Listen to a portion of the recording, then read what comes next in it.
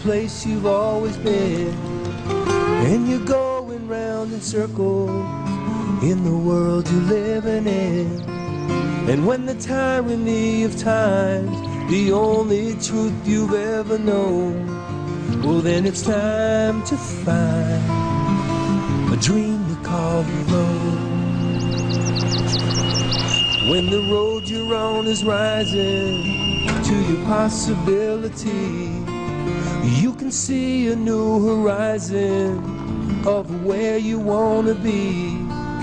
Well, tomorrow is the promise that belongs to every day. Your life can change forever when your dream leads the way. Well, it's the calling of your life, it's finding your direction.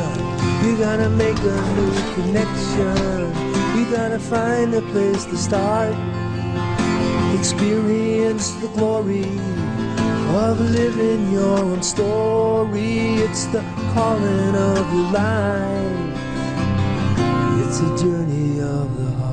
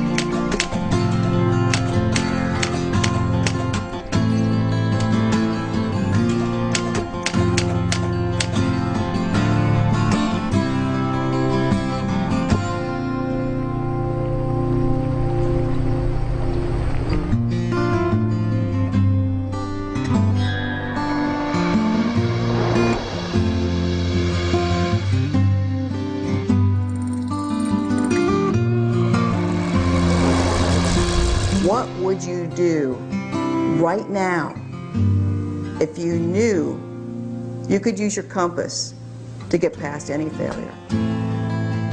Your compass is your inner sense of direction. It's the road that's guiding you to the fulfillment of your wildest dreams. Your compass is the inner voice and inner vision and intuition and inspirations that are guiding you, prompting you, refining you to your magnificence. It's what allows you to tap into that part of you that you know can do more and be more and give more in the world. Everything that we are seeking outside of us is already inside of us. And all of the answers to every question that we have in life, we have if we go deep within. The greatest journey you can ever take is the journey of self-discovery.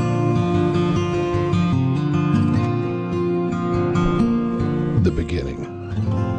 Before setting out on your journey, it's important to have a strong internal sense of yourself.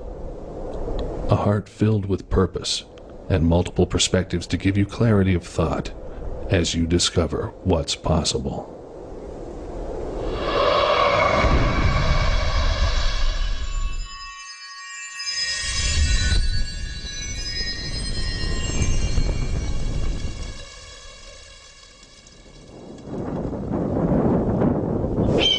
They say the first step's the hardest one.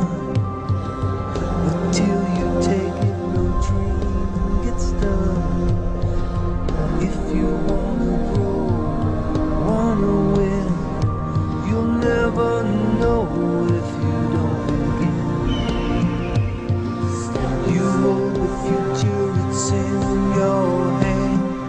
So tell the truth, your heart understands.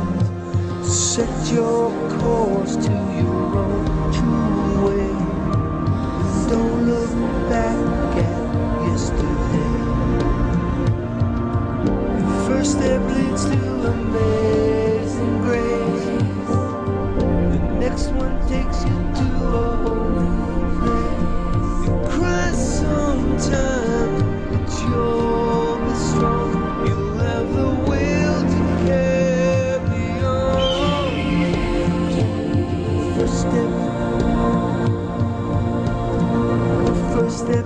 hardest one.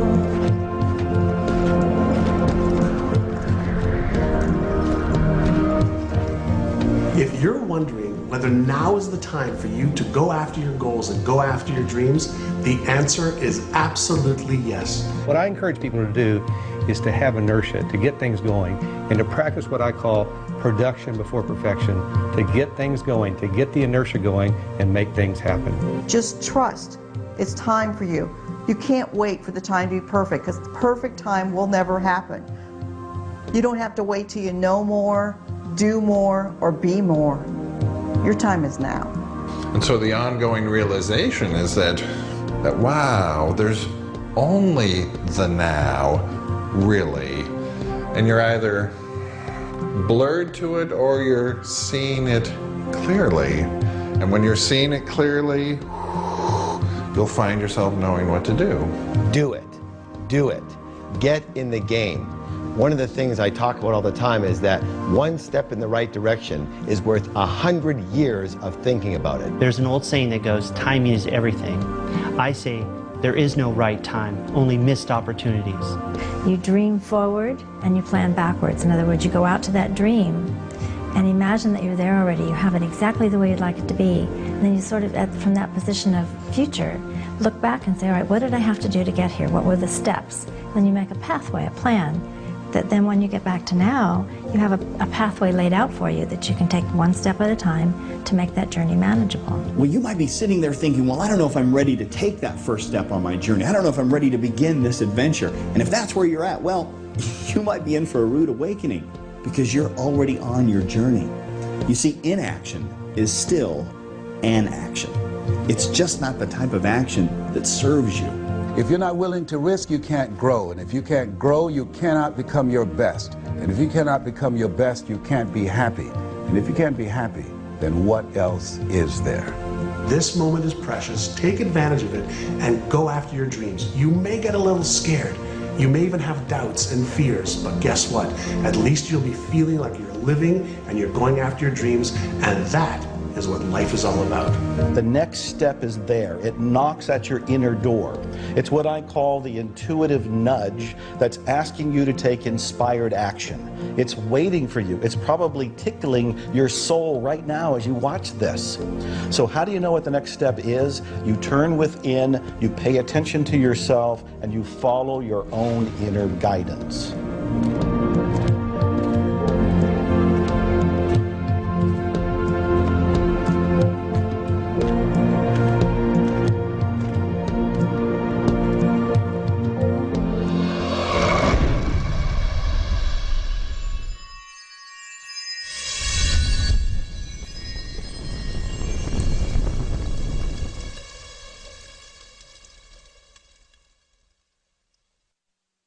Foundation is very important, because if you don't have a foundation, anything that you build will crumble.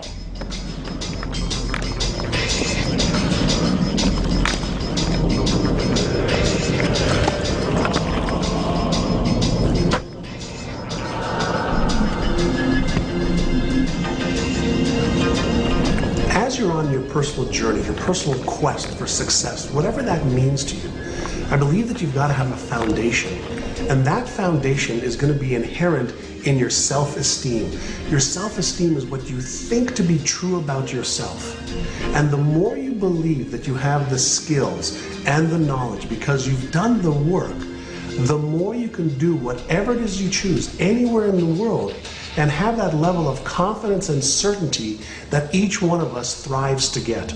I think it's very important that all of us work constantly to cultivate a sense of internal love and internal power, which most people don't have. Because you don't get in life what you want, you get in life what you are. Everybody has a set of values in life, and these values dictate their destiny. And when you know your values and you set goals that are congruent with those values, you tend to increase the probability of achievement. What are your core values? Who are you being? What do you want in life? How are you going to make sure that as you're moving towards your success, you know who and whose you are and where you stand in the middle of this thing called life? Everybody needs a foundation in life, and you need that go-to place in order to feel grounded, to reevaluate who you are and where you want to go. It's so important to know who you are, what your foundation is, where you're coming from, and then know where you're going. This is the foundation that you want to have before you build a great edifice of a life. Now, the biggest single mistake that people make is they think that success should be easy, and they should be able to get it by thinking happy thoughts and rolling their eyes and getting into some get-rich-quick scheme. But all real lasting success takes a long time, and so you've got to build the foundation within yourself. You have to become the kind of person who can enjoy the success that you want to enjoy.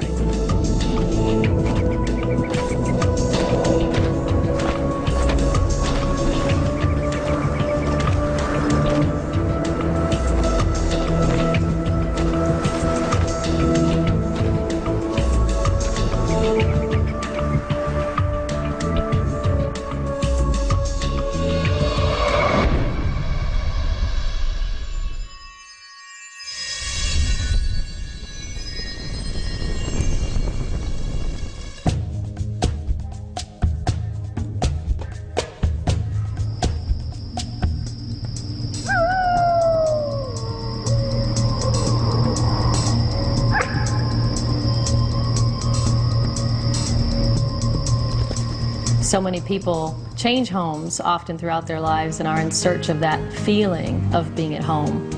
They move, they can never find it. They're never truly at rest. They seek different religions and spirituality, but they can never really find home because they never find contentment. Home can be either that place of environment where you come home to at the end of the day and you want it to be just a safe, comfortable atmosphere, calm, peaceful, energizing, whatever it would represent for you in the real world.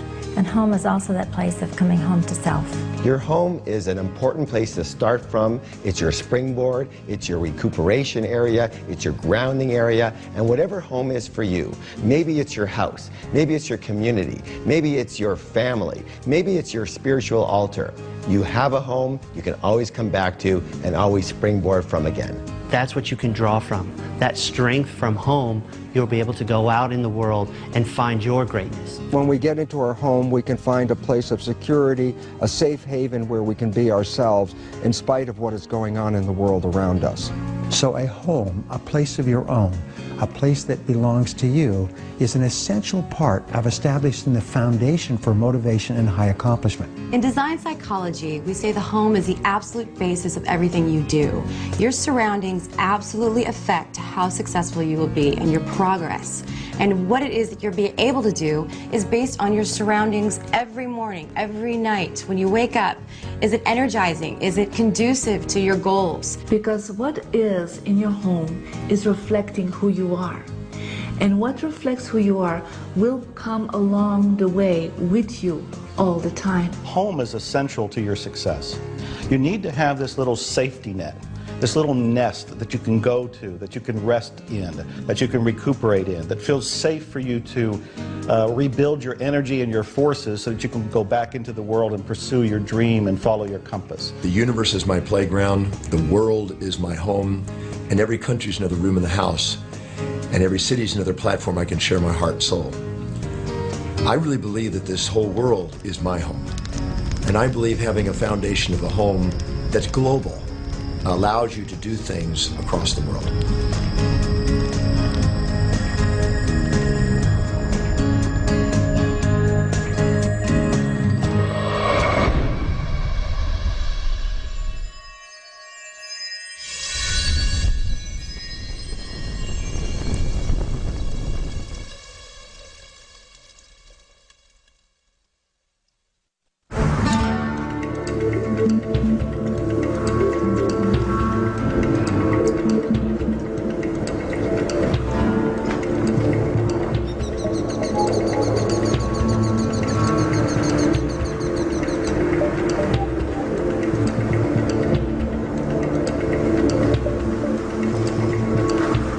When we talk about having a vision, what we're really talking about is having the absolute clarity and the instruction of what it is we want our brain to focus on. Your vision is your end game. Without it, there can be no direction, nowhere for you to go, nowhere for you to start, nowhere for you to end. Clarity of thought and clarity of the vision is essential.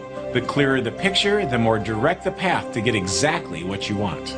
The question is, what are you looking at? That's what vision is about. What you see when you look out at life, and how are you going to move based upon what you see. Your vitality in life is directly proportionate to the vividness of your vision.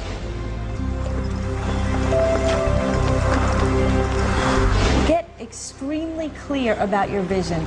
Get the most intricate details that you possibly can, right down to how things will look, the feel, the smell, the colors, the motion, whatever detail that you can possibly imagine in your mind first, you can then take action on and make that become a reality. We are giving our brain the instruction of exactly what we want it to find in the physical world. We also put ourselves in a frequency to be able to resonate with anything that matches that vision. Your vision is a dream of what's possible. Your mission is the manifestation of the possible dream through passion.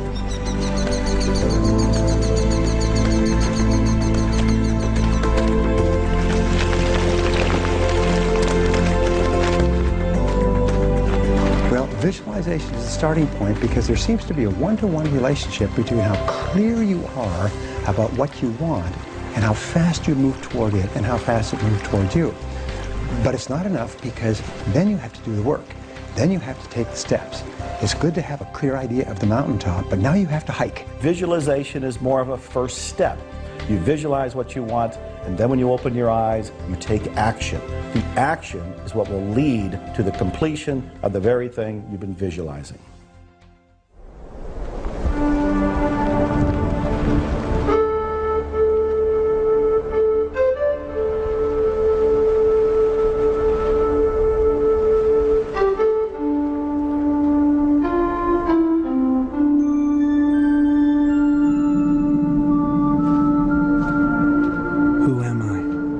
What's my purpose? Why do I feel this way? Once I had answers, now only questions. I move forward, not knowing exactly where I'm going, but in the direction of a fleeting feeling and an idea that I want for myself. The journey of my life has traveled 3 different directions. The directions have been governed by the data of my life, the judgment of my life, and the feeling of my life. My creation led to my confusion because I was born with the last name Gay. And when you go to an all-boys school like Eton College, which is where the princes went to, with the last name Gay, it leads to a certain amount of confusion. Obviously, I had to act out because I wasn't gay. So I had to act out. And so I started to disrespect people. I just disrespect girls, I disrespect myself. And the confusion led to the compromise. I was 34 when the journey of my life shifted. I traveled from England to Australia to America. I was brought to the States by Cher, the rock and roll diva, the Oscar winner. She discovered me in Australia as her rock and roll promoter and sponsored me here to take her from cabaret to rock and roll. And at 34, I was living above the Hollywood Hills in a home built for Greta Garbo by the studio in 1920. I'd go down on a Friday night and play with my A-list rock and roll stars and my superstar actors. Even though my outside world looked incredibly fabulous, even though I had excess in the outside world, I lived in a world of rock and roll where excess could be accepted, and yet inside I could still have my own demons ran rampant. So things were certainly dawning upon me when I went down to the whiskey bar on a Labor Day when I was 34 years old on Sunset Marquee. I was about to start a weekend of binging that would get me through to Monday, and then I would be excessive in my business life again. And I went into the men's loo and had someone in there. I was taking some drugs, and that person that was actually of the opposite sex, she could have been 34, which I was, but she was 19, and she'd always been 19. But I'd just gone from 19 to 20 to 21 to 22 to 25 to 30 to 34. And it just happened that in that moment I looked in the mirror and I saw myself long enough and some light appeared. Something appeared that was of peace. Whatever happened in that room at 34, I came out different. I walked out of the bar. I didn't even say goodbye to my friends. I went back to my home, and in that moment, I gave up those buffers to my feelings. And at 34, my compass to my life changed from the goal line of my life to the learning line of my life. I've learned since 34 that to move into the accurate confession of my own judgment, to allow myself to turn and look at my shadow at every opportunity. Whenever I have anger or aspiration, whenever I want to blame myself or blame myself for being another, it's so much easier to give than it is to receive. The story of my life is that I am a crusader of love. I am a humanitarian, and I've been blessed in the last few years to do some very significant humanitarian work.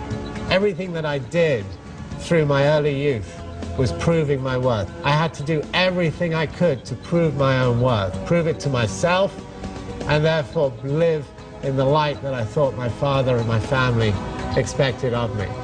But then something else happened, and I realized later on, after I was 34, that nothing that I do ever proves me worthy. Nothing that you do, listening to this and watching this, will ever prove you worthy.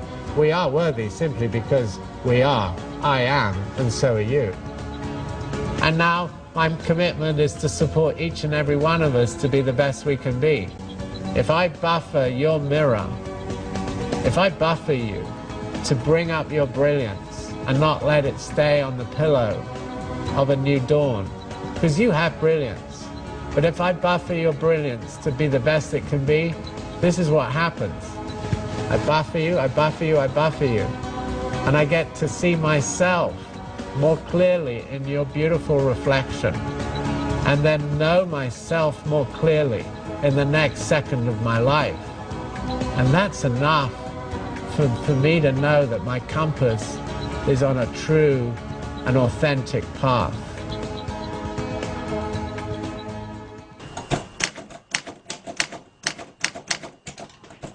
On the road. You cannot control the world around you. What you can control are your thoughts, the integrity by which you live, and how you choose to make a positive difference in the world. Your life and your legacy are in your hands.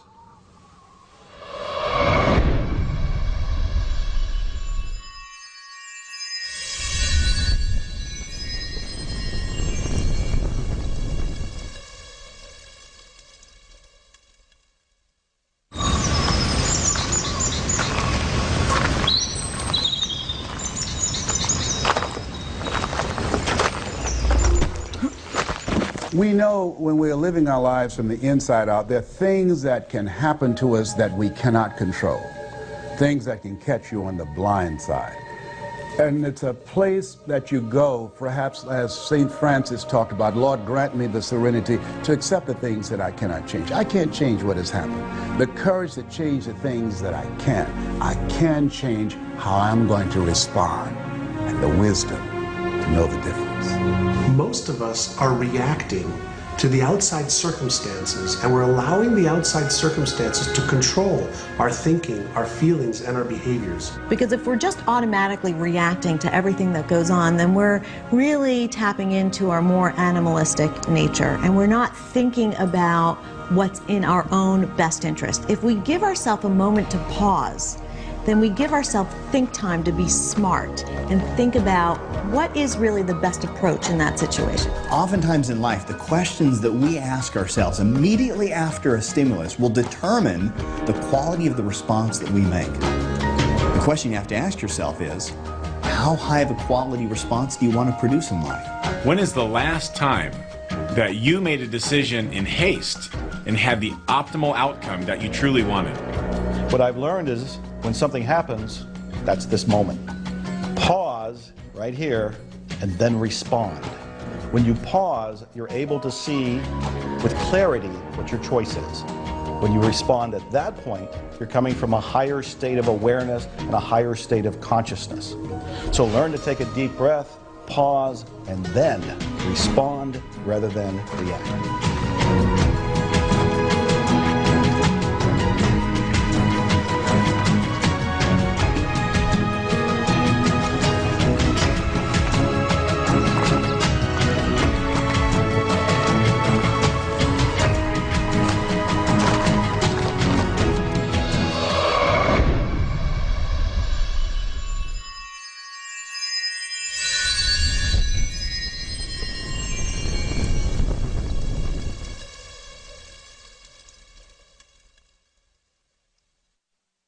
Staying focused is a matter of reassessment on an ongoing basis.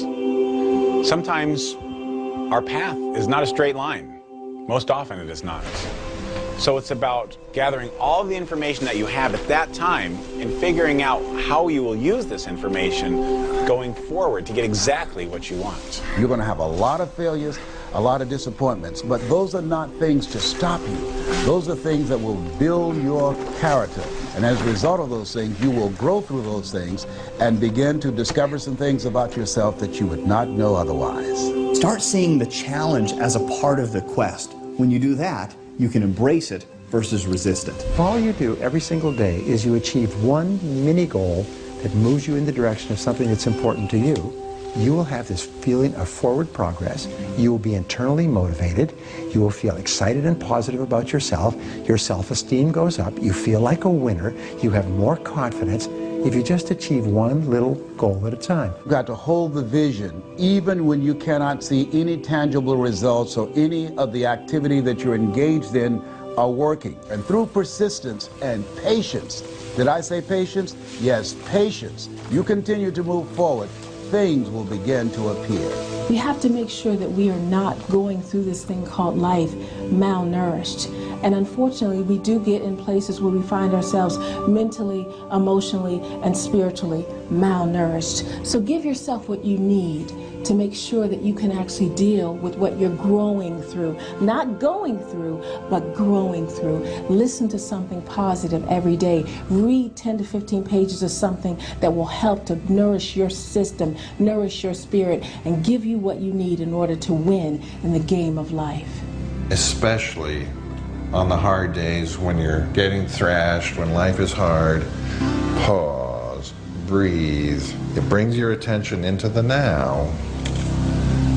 And when your attention is then here in the now, you find yourself knowing, intuitively, viscerally, you find yourself knowing what to do in order to solve the problem that was bugging you. And remember that the date that it is today will never be the same again. Wake up in the morning when things seem slow, look at your calendar, and realize that that day is the last time you'll ever see that day, so make it good. It's very possible that you're being a passenger and not the pilot of your life. And you just have to take control and make that decision to live with intentionality. It's not always going to be easy. In fact, sometimes it's going to be very difficult. It's persistence and desire that gets everybody over that difficult hump.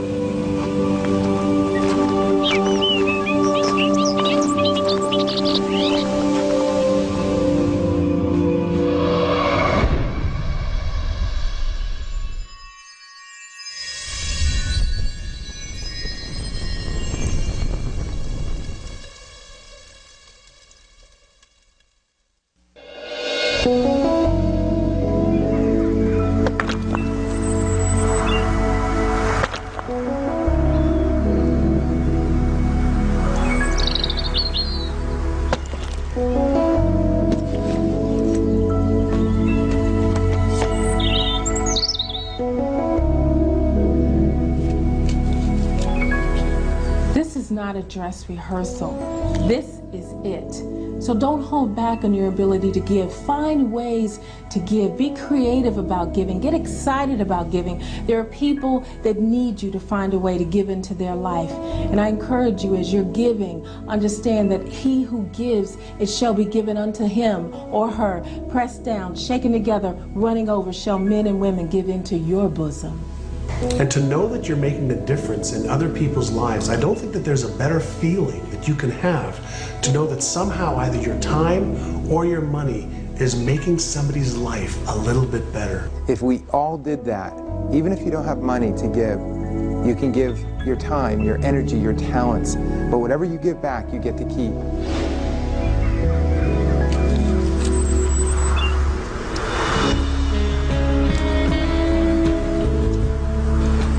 Do you want to feel that your heart is full, that you've actually done something that is beyond you? You need to give back.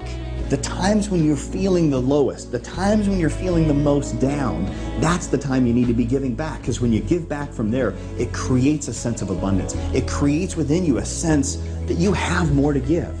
And by having that sense that you have more to give, you start to tap in to that inner resource that allows you to do more, be more, have more, and create more in your own life as well.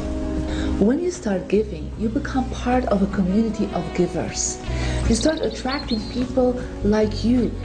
And there's nothing better than being part of a community of people that are giving back to the world, because they have a much bigger vision.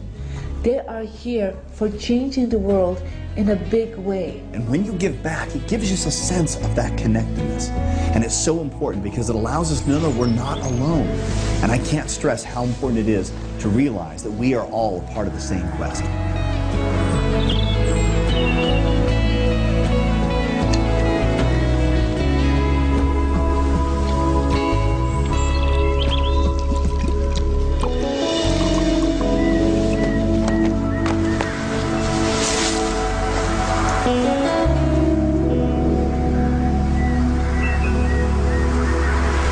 Someone once said that there are two types of people in the world, givers and takers.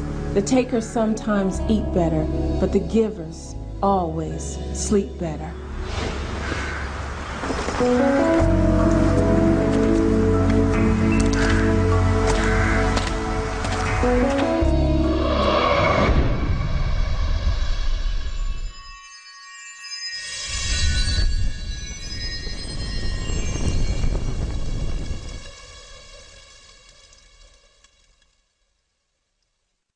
How many people do you know that sit there and say, oh, I really need to lose the weight, and then they keep eating unhealthy foods? How many people do you know that sit there and say, oh, I can't stand my job, and then they keep going back to that same job day after day after day? How many people do you know that sit there and say, oh, I'm not happy in my relationship, but they go home every day to that same person that they don't love anymore? You cannot invest any more in a future that doesn't exist. Life is unpredictable, and you've got to be flexible and versatile and be willing to make the adjustments necessary that will move you in the direction of your goal. And you've got to ask yourself, am I on course? Am I seeing the results that I want to see? You've got to monitor yourself and continue to execute in the direction that's giving you the most positive feedback.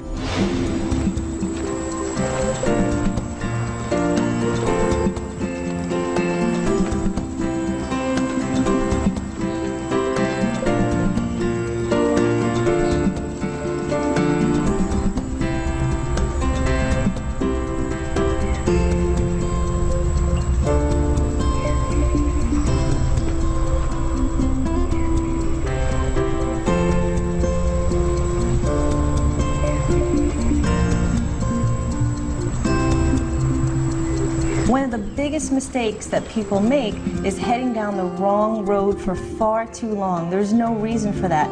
Once you realize you're going the wrong way, as quickly as you can, stop and get back on track. It is still a learning experience. Once you figure out what the lesson is, put on the brakes. Don't go any further. Lesson learned. Take it with you. Put it in a safe spot. You can use that information later and then move in the right direction. Think in terms of when was the last time you had a big east to west smile on your face? When was the last time you felt joy in your heart? And when was the last time you knew you were on track? And then put together a plan of action of how you can get back to that place. If you're going down the wrong path, do you really want to change? And if you do, step back and say, I want to change. And whether you're going down that path for 1 week, 1 year, or 10 years, you have the right to change. It's your life. One small move in another direction can be right for you and take you from going from stuck to unstuckable. And when you're in that situation, there's no stopping you. It's like going from being stopped to being unstoppable. And when you have that feeling, it's amazingly empowering. So if you feel that you're doing something that is not good for you or is not going to help you with your final destination, be aware, be smart, and make a different choice. It's that simple.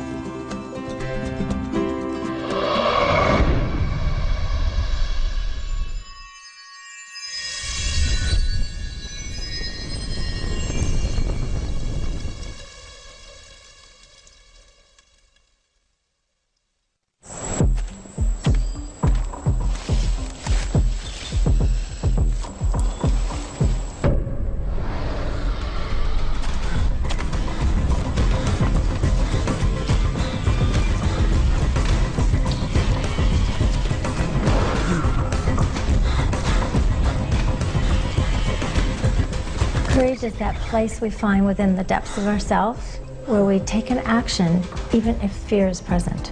Nobody is born with courage. As a matter of fact, most of us are afraid. The difference between the brave person and the coward is that the brave person confronts their fears and does it anyway. The coward allows the fears to control them. Fear, what is that? False evidence appearing real. We have to find a way to move beyond it and to be unstoppable and to be relentless and know that we can be the courageous beings that we were designed to be. Courage is something deep within that allows you to step forward, step into that greatness, step into the risk, and do it anyway. A big part of courage has to do with one's confidence. If one takes the unknown to the known, you will become more confident. Take the unknown to known by doing research, by gathering information, by reading books, by really pulling information. Every way that you can take the unknown to the known, you'll be more confident, more courageous, more action, more success. You have that spark of greatness in your heart. You have that calling, that pull that is saying, let's take that difficult path. Let's hit that summit. Let's take that adversity and let's meet it with full force and with courage. And when you start to feel courage, it seems like the universe supports you with that and gives you more. Gives you more energy to accomplish the things that you want to accomplish. What are you doing right now that's scary? You're not scaring yourself. You're not stretching yourself. You're not empowering yourself. You're staying safe. And as far as I'm concerned, if the fear isn't great enough, then the goal probably isn't big enough. So even if you're afraid, take that first step. I promise you won't regret it.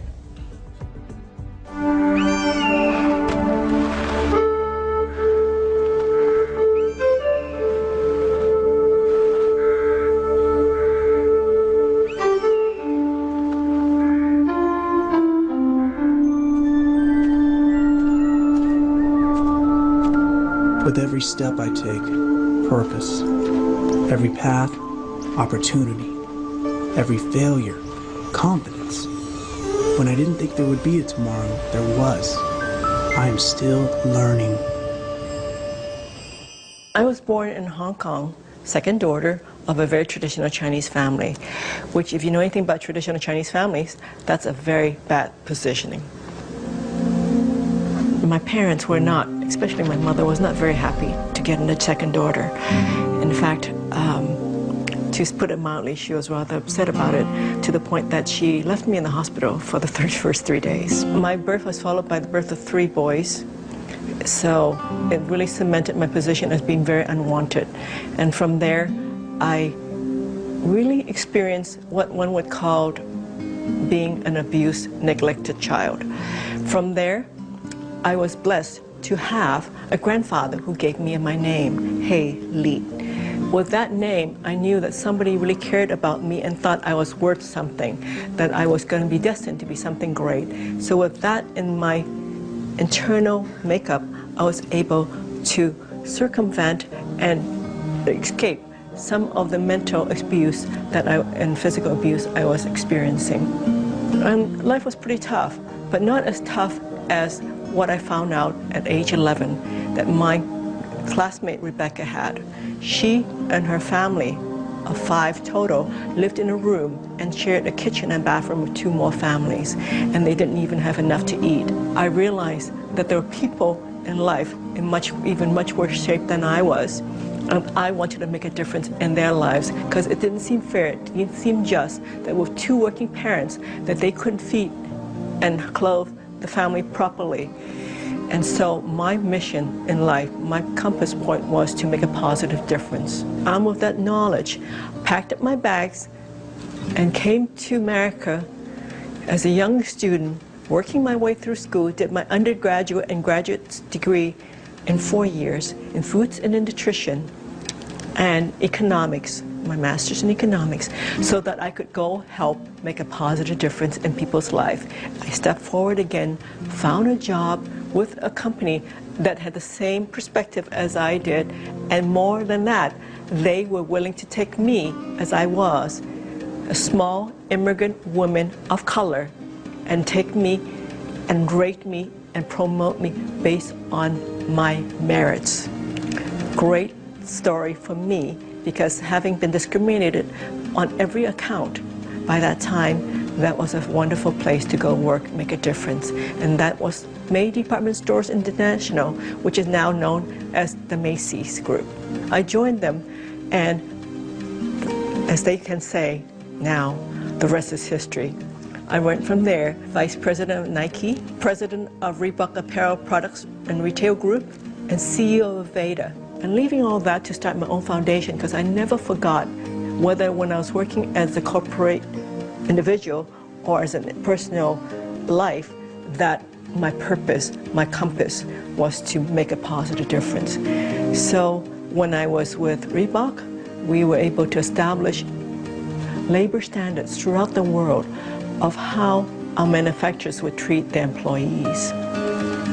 What kind of hours they could keep, what kind of ventilation, lighting, all the things that so many of us in America take for granted had to be established. And there was something that made a difference for all the workers that we work with, but eventually the whole industry. It's something I'm really quite proud of, because I remember the times when I was young and did that myself. People ask me at times, what about your mother? What is she doing now? Isn't she so proud of you? And the short and long answer is, well, no. And people are so disappointed when they hear that. They think, oh, that must be so devastating. But I say, stop for one moment. If you're looking for approval from outside, whoever it is, you will never be happy. You have to allow them to be who they are, and for you to be who you are, and just accept that.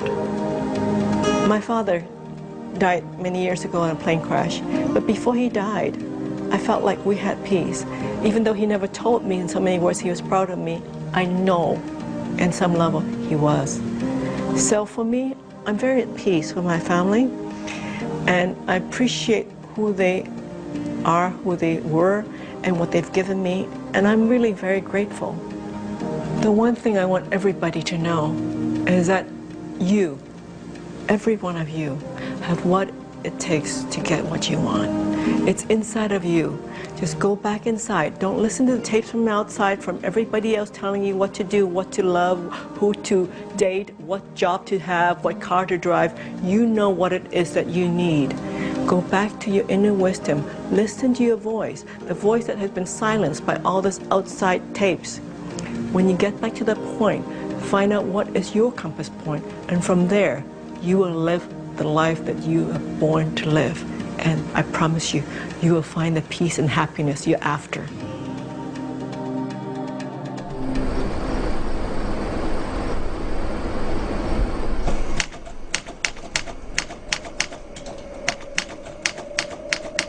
The journey within.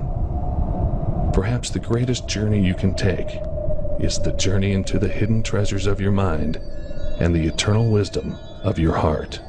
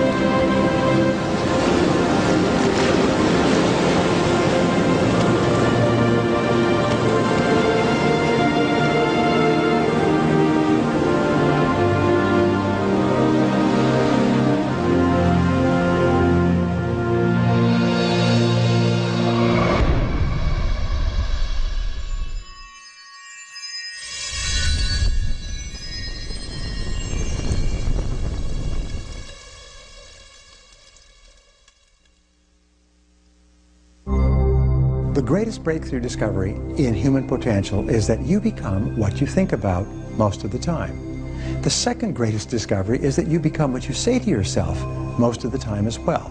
Psychologists have determined that 95% of your emotions are determined by how you talk to yourself as you go through your day.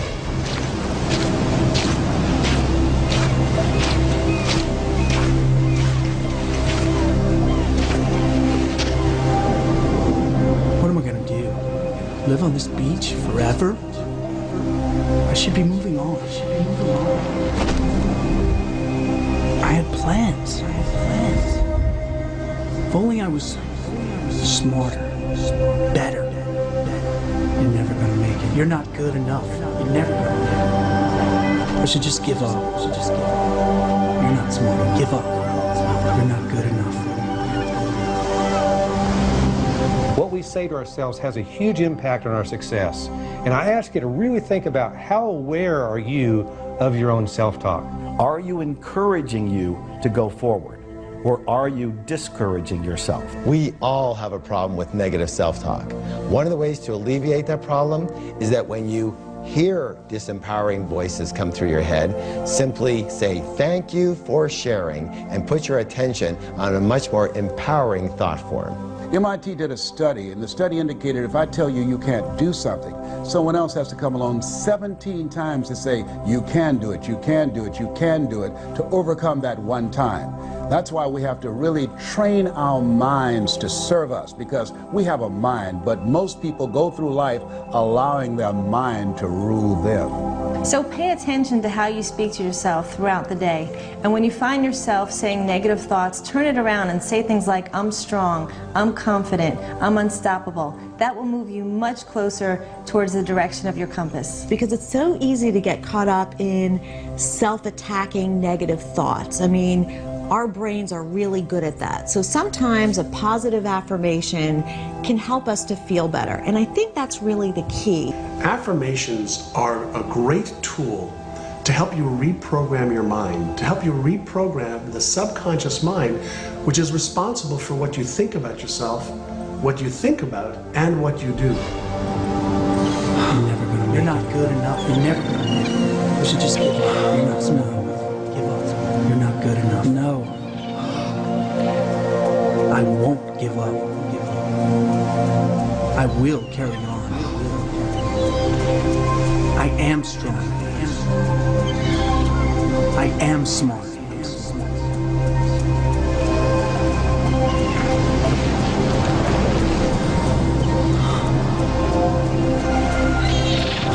You got to say things to build yourself up, to encourage yourself. Each and every day you've got to say, I am going to make it. I will never stop. I will never give up. I think affirmations are wonderful under a few conditions. You need to make sure that they're true, they're accurate, they're attainable, and they're done on a consistent basis to where you can yield the results that you want. And affirmations are nothing more than declarations that you choose that'll help you achieve your goals. They're the pillars for the vision of your life or your business.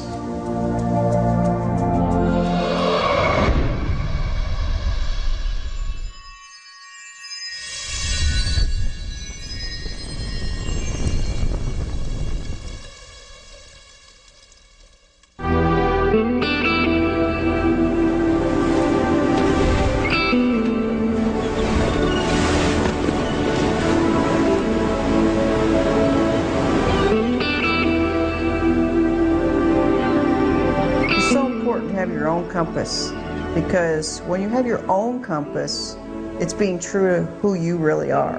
There have been times where somebody has tried to follow in the path of somebody else, maybe a father, grandfather, a mentor, and they found that it was like putting a square peg in a round hole. It just didn't fit. There's something that we're meant to give to the world that only we can really know if we just plug into ourselves and somehow plug into an intuition or inner drive. No one else can tell you who you should be in the world. It's just not the way our minds and bodies are meant to work. You need to look deep inside you, because the things that truly will allow you to grow and to get to your greatness all come from within you. You've got to go inside and find those things. Let them come out.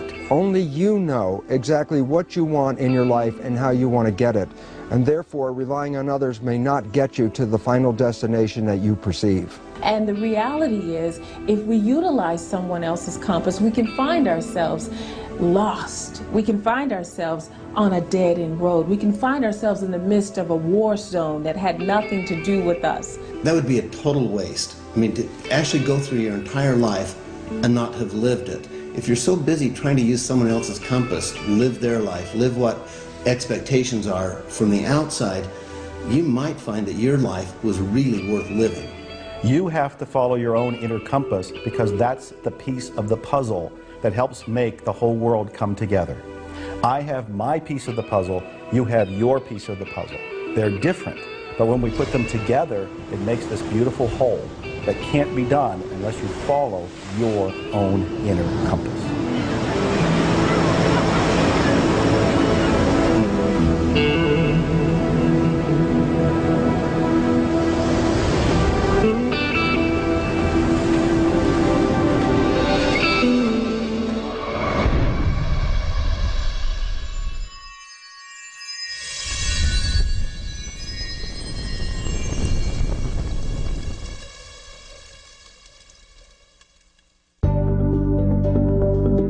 Everything first exists in spirit, and then it materializes. I don't believe that we could animate our bodies, move our bodies, direct it purposefully towards some objective without having some degree of inspiration driving us.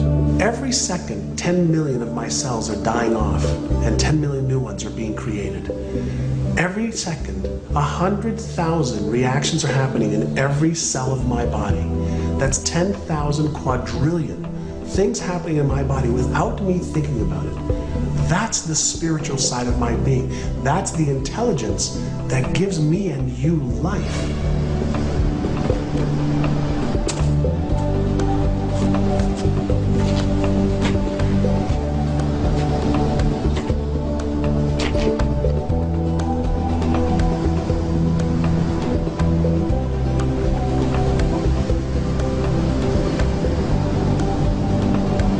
What you're looking at is this material manifestation of something that's spiritual within. The spiritual and the material are two sides of the same coin. Everything that you see out there in many ways is an illusion because it looks like it's real, but it's really spirit which has taken form in a concrete way.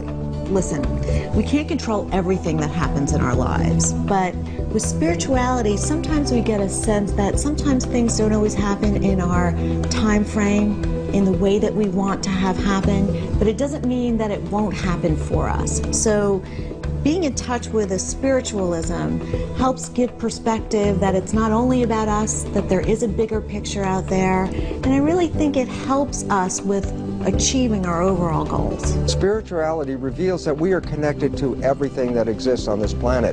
We're not isolated individuals, but part of a larger whole, a larger part called humanity. When you realize it's all spiritual, life becomes a game. It becomes something that's much more playful.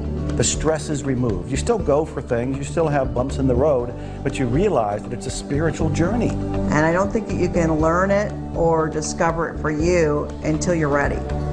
And no one can force it on you. No one can make you want to learn it.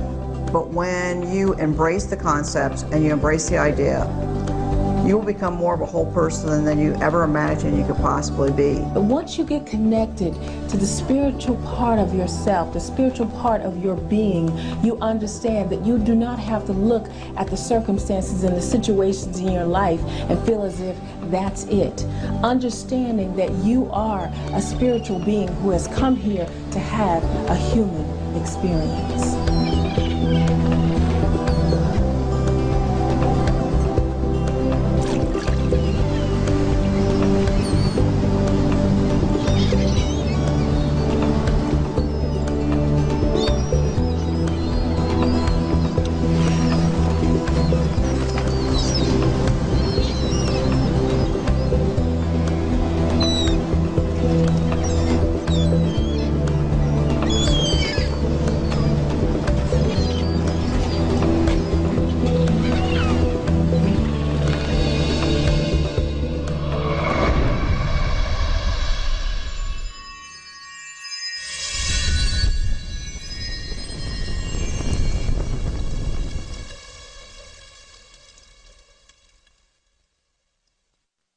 Determination is never giving up. No matter what happens, no matter what the bumps are, you keep going. You take a deep breath, you look within, you realize that you can achieve anything.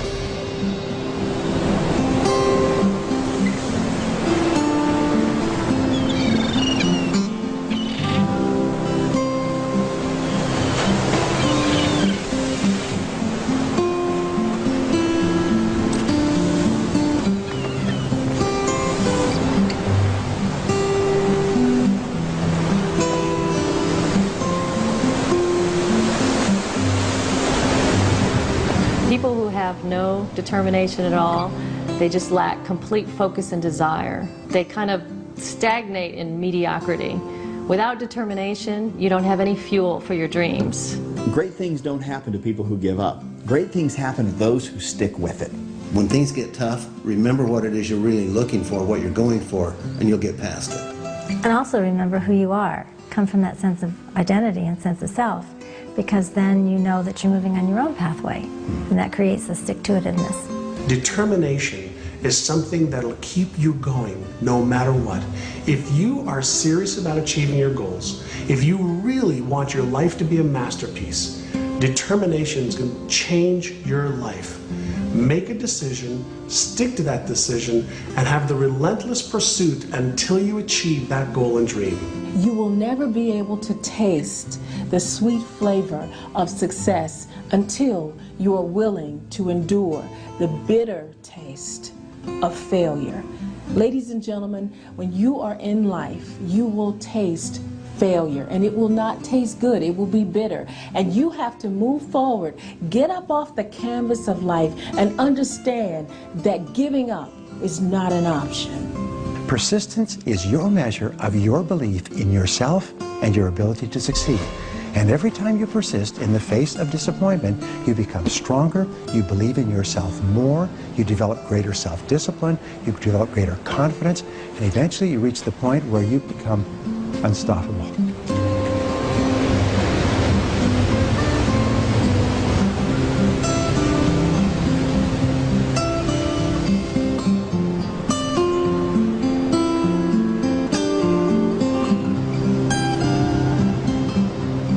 Nobody has to get you up in the morning to do what's truly most important to you. But you'll have to get somebody to motivate you to do the things that aren't. If you want to have an empowered will, a determination that's undefeatable, make sure you set goals that are truly yours, from your highest values, that inspire you, that you can't wait to get up in the morning to go live.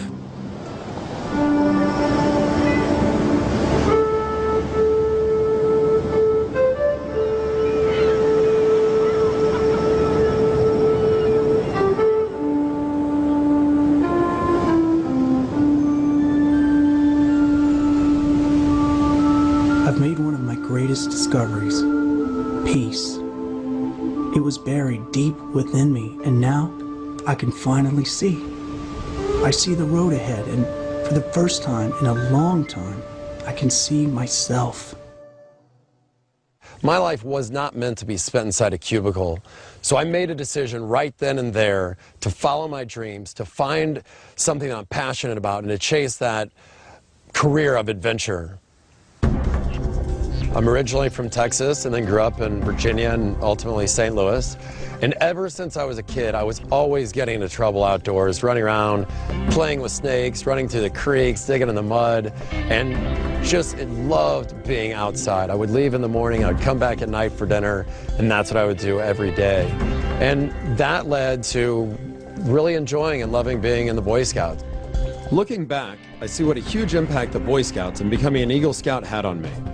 It gave me the confidence as a kid that I carried with me in life. I let successes like this drive me, not failures. So for me, it was, I realized, hey, I can set my goals as high as I want, the highest thing there is in Boy Scouts, and achieve them.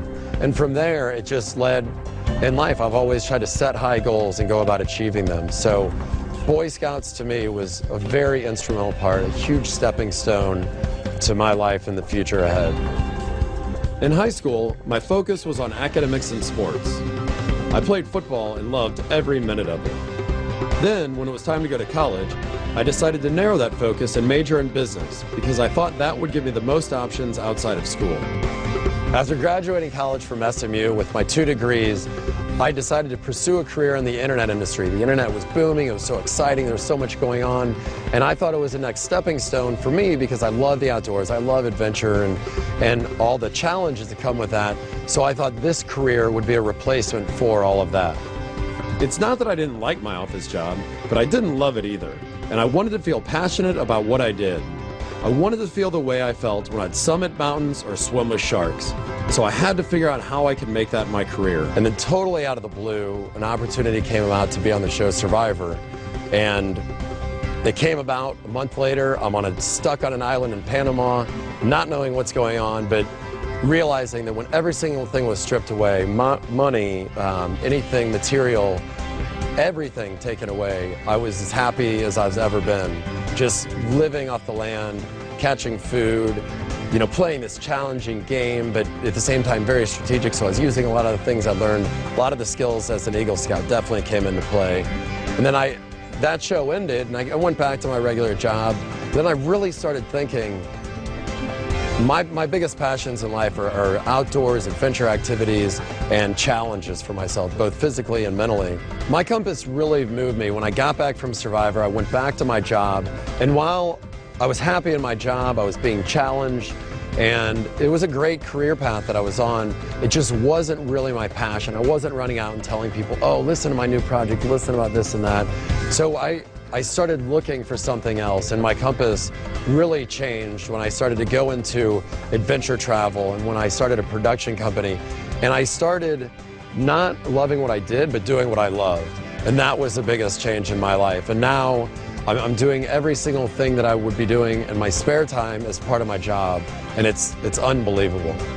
Everyone has something that excites them, that moves them. Unfortunately, some people don't have jobs that affect them in that way.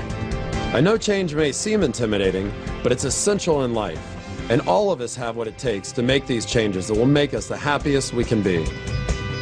Right now, I'm happier than I've ever been in my life, and it's because I'm really living my passion. My job is working in production projects all over the world where I get to share my adventures with people and tell stories, and I'm growing myself, I'm teaching other people, and it all happened because I really went out and I chased my dream to do something outdoors, to do something that involved travel, but to still use my education and running productions and being involved with all of it, and it's unbelievable. Now, I know everything that I do may not be for every other person. Some of it might be a little too dangerous or uncomfortable or just flat out not fun, but the bottom line is I'm doing what I love and what I'm so passionate about, and I think, you know, life's too short not to do that. So the one thing I would say to people is go out, find out what you love, set a goal, go after that, stick with it, and chances are you're going to be so much happier than you are doing whatever you're doing today if it's not along that line.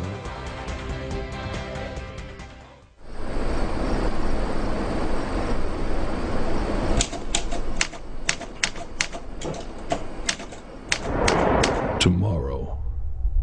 Life is unpredictable. You don't know what tomorrow will bring, so embrace the future with valor and continue to blaze your own extraordinary path.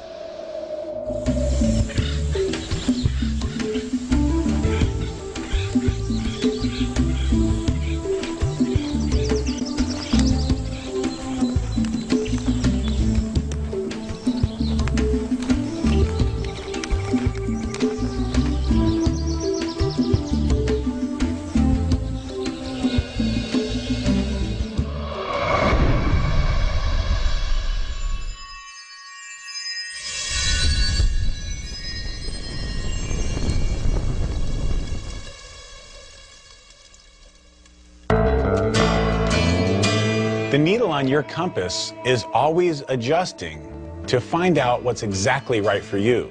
What's important is that you need to do your part, and that is to watch, to learn, to listen, to hear, to pay attention, and to take that advice that you get from inside to guide you in exactly the right direction.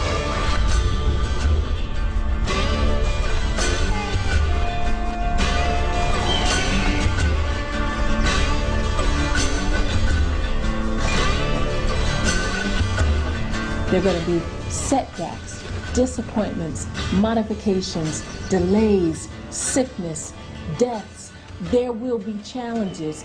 You will feel off center. You will get new insights, new revelations, new things that will come to you. The question is, how will you deal with it? Be still, go within, and then move accordingly. You get influenced either in large ways or in small ways, but every day something changes you. Be prepared for it, embrace it, and move forward. Remember, life is a continuous progression of changes and difficulties and ups and downs and trends, and your job is just keep moving forward. Be open to the experience. Stay connected to current reality with curiosity, and enjoy the ride. It's not like you were moved once and then you just somehow play it out. You moved once, it set a new direction, and then the new direction is to just always be compassing. Pay attention to the opportunities that are there and trust that that's where you're supposed to be. And keep going. Don't do things that are insignificant, that are going to waste your time. Be determined to choose things that are going to make your life more abundant and more fulfilling. And though the values will change along the way and the destinies, the summation of all your destinies will make up your life journey. Your soul calls your life's journey. Your mind plays with the destinies. Your physical body will adjust them. You will refine them along your way. That's how you master your life. So when your compass moves you one more time, what do? You celebrate it. You welcome the challenge. You take a deep breath, you put a smile on your face, you look up and you go, I'm going to do it. I'm going to find out what's in me. I'm going to go forward and accomplish this. And as I do that, I will keep growing, I'll keep stretching, I'll keep daring something worthy. My favorite phrase, dare something worthy. As your compass moves you, go with the flow. That's your divine mission.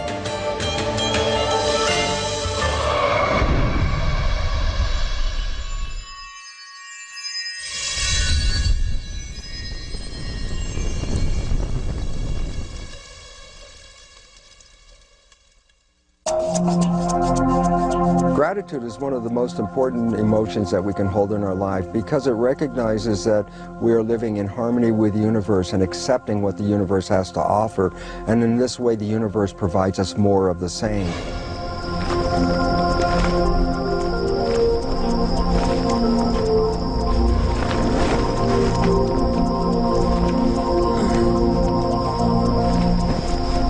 Gratitude is essential because gratitude is synonymous with appreciation. What is appreciation? Appreciation is simply increasing in value. For example, your house, when it appreciates, what's it doing? It increases in value. So when you appreciate something, you are automatically increasing its value. If you don't have gratitude for something, it might as well not exist. Somebody who isn't grateful for all the blessings that they have right now is not aware of how lucky he or she is. And so when you take the time, when you take just a few moments to think about one little thing that you're grateful for, a flower, being able to breathe, being alive, that is magic in itself. And that is really the beauty of creation. That's the beauty of our lives. It was Henry James who said that nothing of the senses can satisfy the soul. The only thing that can satisfy the soul is thank you, I love you. When you get up in the morning and you can say thank you, I love you in front of the mirror, and also to the world around you and the people around you, now you're going to have fulfillment. I think we take for granted all of our life's gifts, and being grateful is a launching pad to have more and to be more and to accomplish more in your life. Gratitude is actually the grace of life. The more gratitude you have, the fuller your life will be. So we must wake up each and every day with a sense of gratitude, with a thanksgiving, not just for Thanksgiving during the holiday, but a sense of thanksgiving throughout our entire lives. It should be a part of our lifestyle because we have so much to be thankful for. It's not just a palliative that you brainwash yourself with in order to get through troubled times. It's the It's sort of like the sign that, wow, you're finally experiencing reality clearly. Gratitude is appreciation, it's love expressed. It feels good to the one who's feeling grateful, and it's beneficial to those who are in receipt of it. I remember hearing all about gratitude, and I sat in my room, and I was in a dumpy little place, and I think I had a car that broke down a lot, and I was struggling to pay my rent, which was probably $200 a month, and I was very unhappy. But I was trying, probably just like you. And I remember picking up a pencil, a simple number 2 lead pencil. And I thought, okay, let me try to be grateful for this. And I was resistant to the whole idea. And I looked at it and I said, yeah, okay, with this pointed end here, I guess I can write a grocery list, I can write a romance letter, I can write a novel, I can write a suicide note. There's all kind of things I can do. And I started to shift a little bit. And thought, well, that's kind of amazing. That this little piece of wood with this little piece of lead, I can actually do things that would change my life. I can write affirmations with it. I can write intentions with it. I can write out my vision with it. I can write out all kind of things. And then the other end, if I didn't like what I wrote, I can erase it. And you notice I'm smiling now as I think about it, because I'm remembering the first time I actually did this, I began to feel genuinely grateful for the pencil. For the pencil. And as I felt grateful for the pencil, I would look around my room and I'd go, there are people that don't have this. Not only a pencil, but they don't have a roof over their head. They don't have a little refrigerator. They don't have a car. They don't have any money. The way I was living, even then, with all of my complaints, all of my struggles, was better than many people in third world countries. And often I was living better than kings and queens that were ruling countries in past times. And as I realized all of that, I changed. Now today I have this wonderful lifestyle. I have a car collection, and I have all these books out, and I have a country estate, and I have a hot tub. And every night I get in that hot tub and I look at the stars and I count my blessings. I say thank you, because I'm grateful. But it all began with a pencil.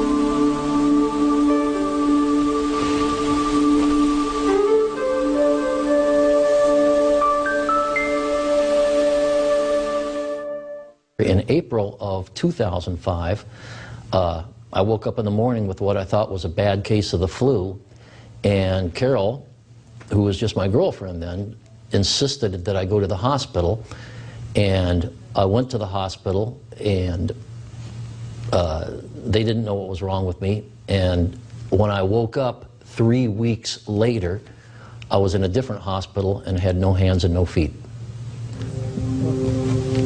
I was born in Portsmouth, Virginia in 1954. My dad was in my opinion, a Navy hero. He was in Pearl Harbor when it was bombed.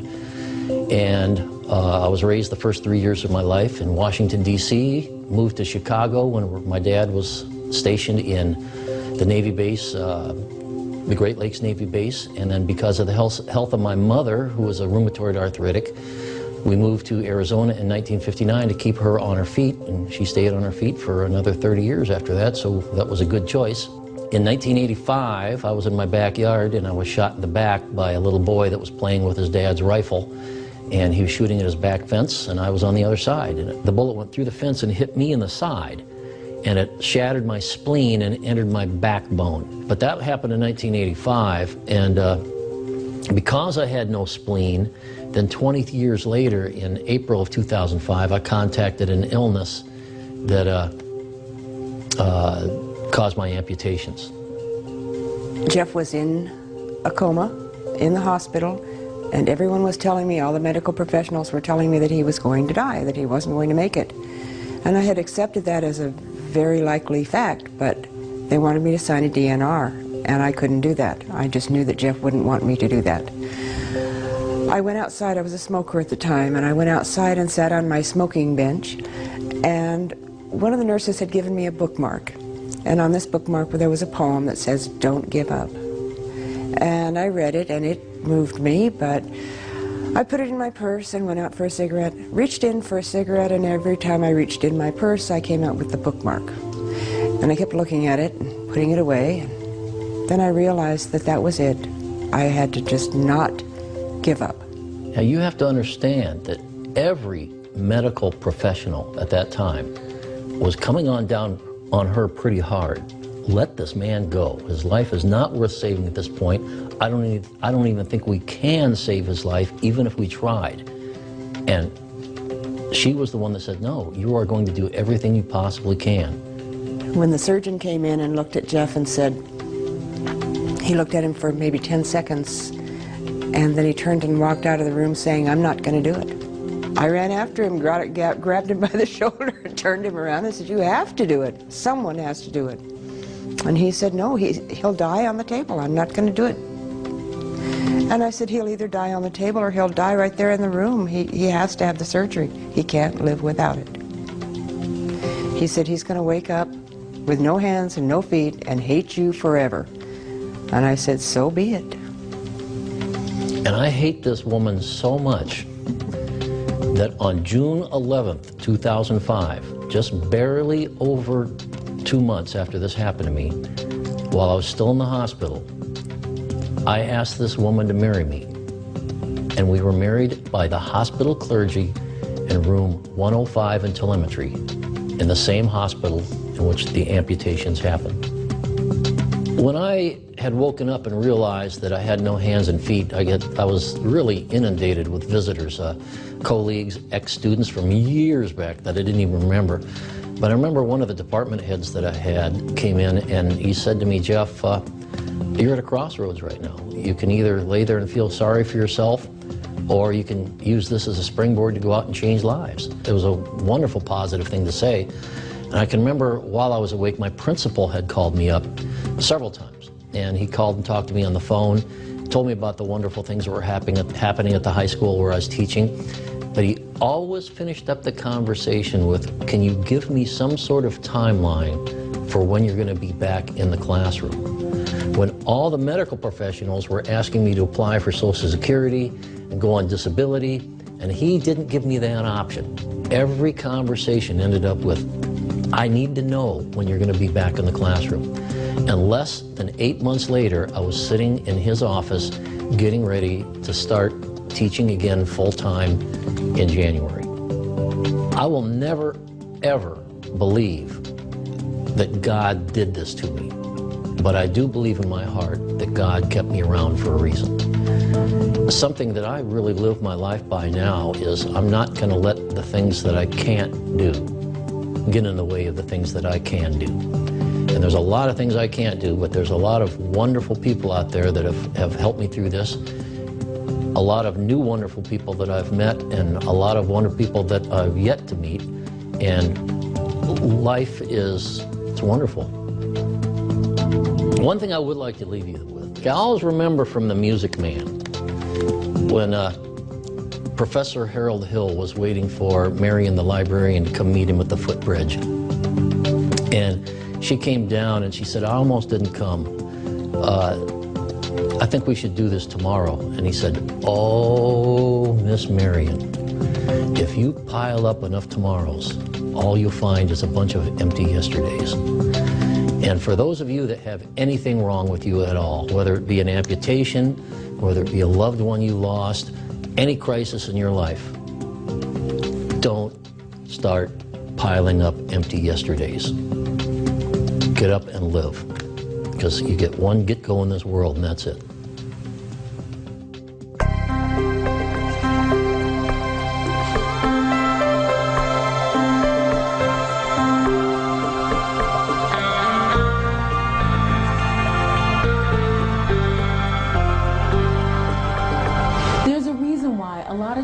We find ourselves having the same New Year's resolution year in and year out.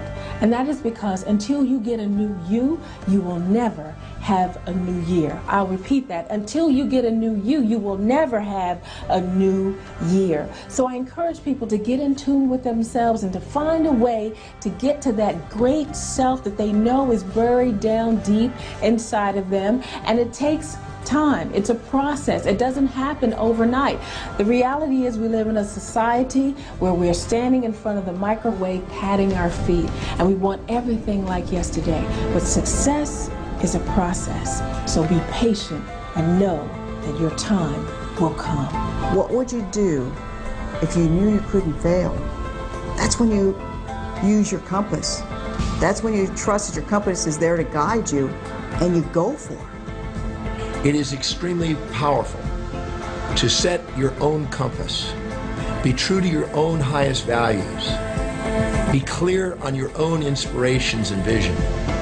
And follow the path with a machete and create a completely new trail that's true to you. Keep this in mind. For every moment you spend focusing outside of yourself, trying to find an answer, you're sacrificing 1 minute that you could be looking inside yourself where the answer's been there all along. Imagine you're going down a 2-lane road. You have speed bumps on both sides that tell you when you're going out of your lane. As long as you stay in your lane, all is well. You're following your path. When you hit one of the bumps on the right or on the left, all it is a little jolt. It's waking you up to say, oh, get back in your lane. Stay on your path. Follow your compass. It's not thinking about the ideas. It's not becoming aware of the ideas.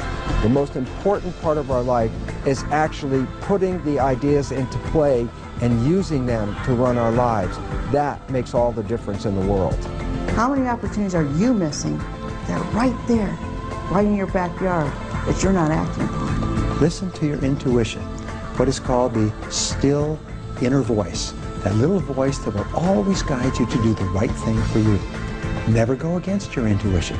When you listen to your intuition, when you listen to your heart, there's some great power in the universe that will guide you unerringly to doing the right things and being the right person in the right place for you. Confronted by a challenge, and you feel you're literally hanging from a cliff. Instead of focusing on the fall, it might be wiser to focusing on how it's strengthened your hands. It's making you determine what you really want in life, your goal, and maybe giving you an opportunity to show that you can conquer any obstacle and actually go from the cliff hanging to rising above the cliff and getting to the peak.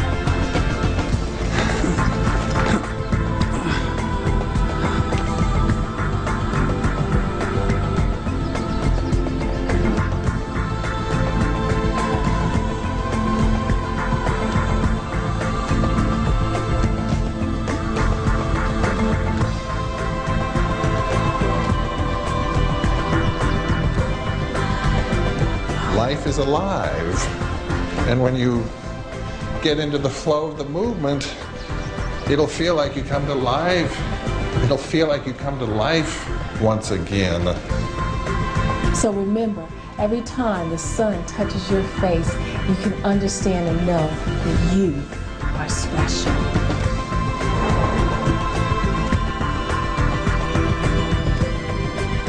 As long as we're moving in the direction of our goals and our dreams, and we hold on to our vision, we will achieve every single goal, and you will achieve every single goal that you have.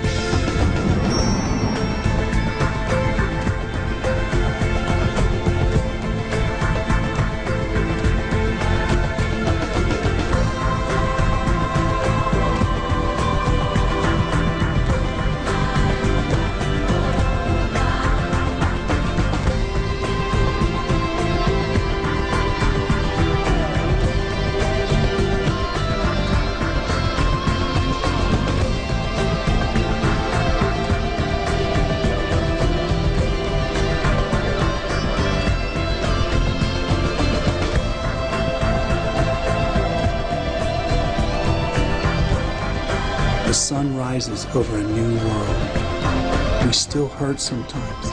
We still cry sometimes. But we carry on. We feel. We see. We talk. We live. I am strong. I am confident. I am here. I am ready. When the end comes for you, let it find you conquering a new mountain, not sliding down an old one. Many people die at age 25 and don't get buried until they're 65. Your life has value. Decide with the compass of your life that you're going to make a mark, that you're going to live your life in such a way that long after you're gone, buried in your grave, the impact of your life will continue to show up long after you're gone.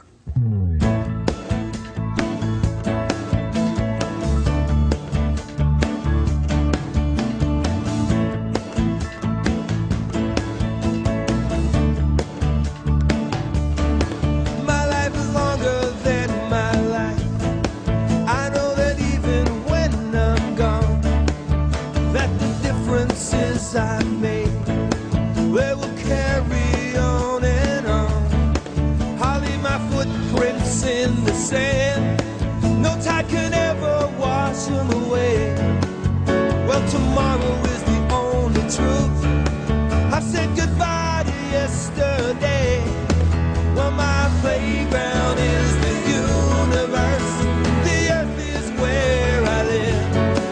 I won't live my life in reverse. I have way too much to give. Oh, there's a compass inside of me that points the way to destiny. And when I chase the farthest goal, I know I'll find my deepest soul. Well, there's a compass inside of me that points the way to destiny. Every moment, every day, compass lead the way. Well, my compass is leading the way. My compass lead the way. You know I'm ready to begin. I'm strong enough to